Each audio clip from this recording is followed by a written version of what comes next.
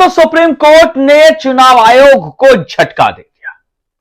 जी हां, चुनाव आयोग जो सुप्रीम कोर्ट में कह चुका था कि हम नहीं बताएंगे कि एसआईआर प्रक्रिया के तहत 65 लाख वोटरों के नाम जो काटे गए हैं वो कैसे काटे गए हैं, कौन लोग हैं, क्यों काटे गए हैं, ये बात हम सार्वजनिक नहीं करेंगे। लेकिन सुप्रीम कोर्ट ने आदेश दिया कि 19 अगस्त तक आपको ये सारे के सारे नाम हर जिले के जिला निर्वाचन अधिकारी की वेबसाइट पर या बोर्ड पर सार्वजनिक करने होंगे।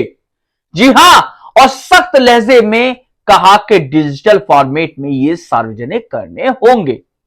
साथ ही साथ उन्होंने ये कहा कि ये भी बताना होगा कि किस नियम के तहत ये नाम काटे गए और यह भी बताना होगा कि आखिर इन नामों को काटने की वजह क्या थी। जी हां, सुप्रीम कोर्ट ने चुनाव आयोग के खिलाफ सख्त रुख अपनाया और 19 अगस्त तक ये जो लिस्ट है सार्वजनिक करने का आदेश दिया है।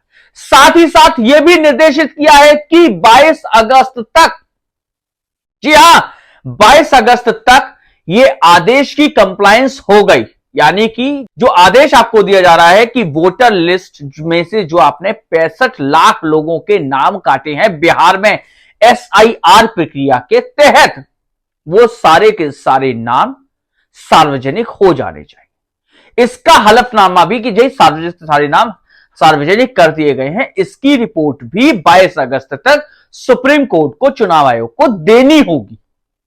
अब इसे राहुल गांधी की जीत कहें, जनता की जीत कहें या चुनाव आयोग की मनमानी की हार कहें, जैसा कि चुनाव आयोग सुप्रीम कोर्ट तक को कुछ भी बताने को तैयार नहीं था। ऐसे में सुप्रीम कोर्ट ने सख्त रुख अपना लिया।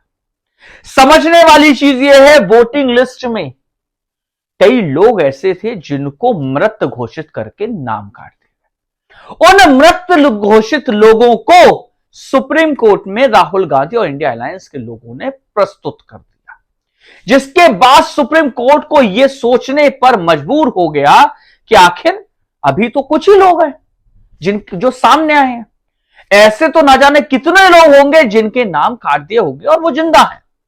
और ऐसे में नागरिक के जो सबसे बड़ा अधिकार है, हथियार है, एक आम इंसान का जो सबसे बड़ा हथियार है सत्ता के खिलाफ, जी हां, मन माने तरीके से राजनीति करने वाले दलों के खिलाफ जो सत्ता में आ जाते हैं, उनको हटाने का, अपने अधिकार को बचाने का, वो उस पर ही प्रहार चुनाव आयोग के साथ मिलकर सत्ता करने लगी। यही कारण था कि चुनाव आयोग के खिलाफ सख्त रूप अपनाते हुए सुप्रीम कोर्ट ने यह आदेश कर दिया। इसे राहुल गांधी की जीत कहें, क्योंकि एसआईआर प्रक्रिया से पहले राहुल गांधी ने महाराष्ट्र में वोटिंग में धांधली की बात कही थी। फिर एसआईआर शुरू हुआ तो तेजस्वी यादव, राहुल गांधी लगातार इस प्रक्रिया का विरोध कर रहे थे कि इतने कम समय में यह काम नहीं हो सकता, लेकिन चुनाव आयोग अपने मनमाने अंदाज में करता गया एसआईआर की प्रक्रिया को पूर्ण। फिर राहुल गांधी ने कर्नाटका का एक लोकसभा सीट की ब्लास्ट कर दिया। जी हां, एक लोकसभा सीट पर 1,250 फर्जी मतदाताओं की जो चिट्ठा, जो दस्तावेजों के साथ पोल खोली तो चुनाव आयोग शायद फंस गया और बुरी तरीके से फंस गया।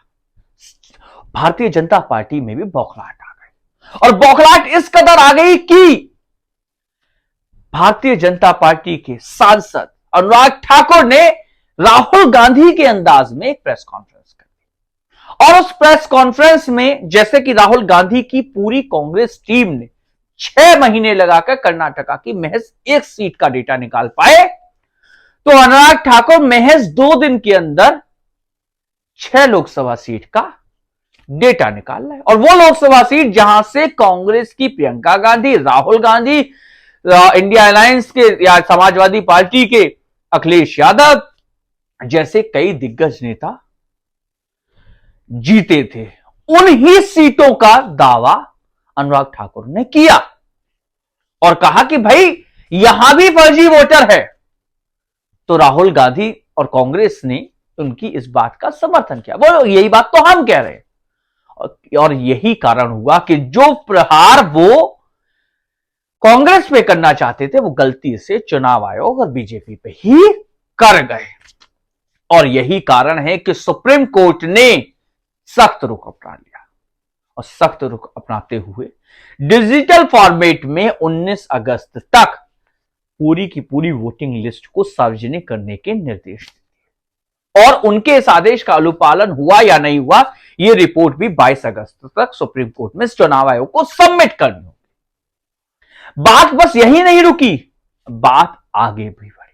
आगे क्या बढ़ी कि सुप्रीम कोर्ट में एक और मामला चल रहा था। आपको याद होगा, जब भी विपक्ष ये कहता था कि ईवीएम में धांधली हो सकती है, ईवीएम में गड़बड़ी हो सकती है, तो विपक्ष पर सत्ता पक्ष यानी बीजेपी हमलावर हो जाती, और इस कदर हमलावर हो जाती थी कि कोई भी बात उनकी बोलने ही नहीं दी जाती। लेकिन सुप्रीम कोर्ट में कुछ ऐसा हुआ कि एक छोटे से चुनाव ने ईवीएम पर एक बहुत बड़ा क्वेश्चन मार्क खड़ा कर दिया। बात क्या थी? बात थी सरपंची का चुनाव हुआ पानीपत के एक गांव में 3 साल पहले, और वहां के एक कैंडिडेट मोहित को यह लगा कि भाई मैं तो जीतना चाहिए था, हार कैसे गया? तो उसने डिस्ट्रिक्ट कोर्ट और हाई कोर्ट का दरवाजा खटखटाया। लेकिन जब उसकी बात दोनों ही कोर्ट में नहीं सुनी गई, हाई कोर्ट ने ईवीएम मशीन को मंगाकर काउंटिंग की बात को नकार दिया, तो मोहित ने सुप्रीम कोर्ट का दरवाजा खटखटाया। और मोहित की बात को सुनने के बाद सुप्रीम कोर्ट ने ईवीएम मशीन को मंगा लिया। और मंगाने के बाद जब रीकाउंटिंग की गई, रीपोलिंग नहीं की गई, दोबारा से वोट नहीं डले, केवल मशीन को रिकाउंट किया गया, तो मोहित जो 3 साल पहले काउंटिंग के दौरान हार गए थे, वो 15 वोटों से जीत गए। जी हां, 3 साल पहले जीते हुए कैंडिडेट कुलदीप इस बार 15 वोटों से सुप्रीम कोर्ट के सामने हुई काउंटिंग में हार गए।